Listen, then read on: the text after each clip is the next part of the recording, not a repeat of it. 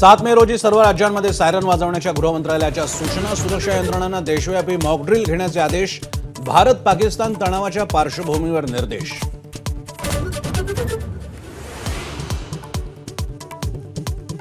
दहशतवादाविरोधातल्या लढ्यात रशिया भारतासोबत. पुतीन यांची फोनवरून मोदींना ग्वाही. तर स्थिरतेसाठी पाकिस्तानला पाठिंबा देऊ चीननं दाखवले रंग.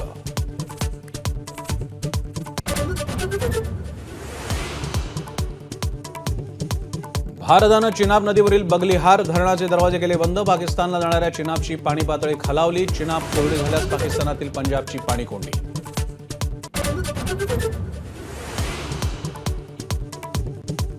पाकिस्तानी लष्कर प्रमुख असीम मुनीरचा शाहबाज सरकारवर नियंत्रण आणण्याचा प्रयत्न. सरकारवर भ्रष्टाचार, घराणेशाहीचे केले आरोप. देशातल्या विविध संस्थांवर पेरली विश्वासातली माणसं.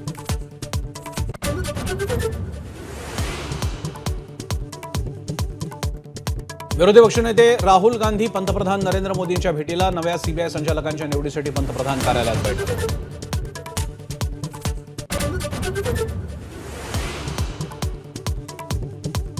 काँग्रेस रिकामी करा. भाजप प्रदेशाध्यक्ष चंद्रशेखर बावनकुळेंचा पदाधिकाऱ्यांना कानमंत्र. Audio clip viral. तर भाजपही काँग्रेस खाणारी चेटकीण. हर्षवर्धन सपकाळांचा हल्लाबोल.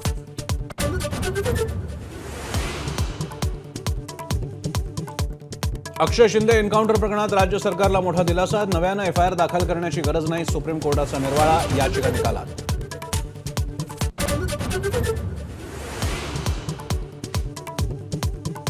राज्यात 12वीचा एकूण निकाल 91.88%. कोकण विभाग यंदाही अव्वल स्थानी. नेहमीप्रमाणे मुलींनी मारली बाजी. लातूरचा सर्वात कमी 89.46% निकाल.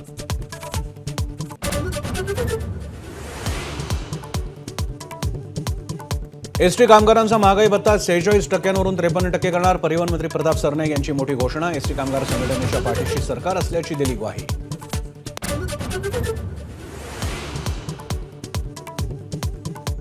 राज्यभरात अनेक ठिकाणी अवकाळी पावसाचा फटका. वाशिम, जालन्यामध्ये गारपिटीसह झालेल्या पावसामुळे मोठं नुकसान.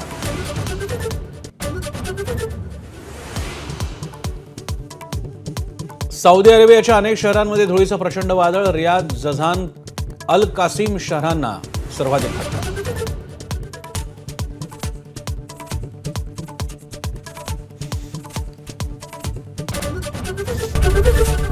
एबीपी माझा, उघडा डोळे बघा नीट.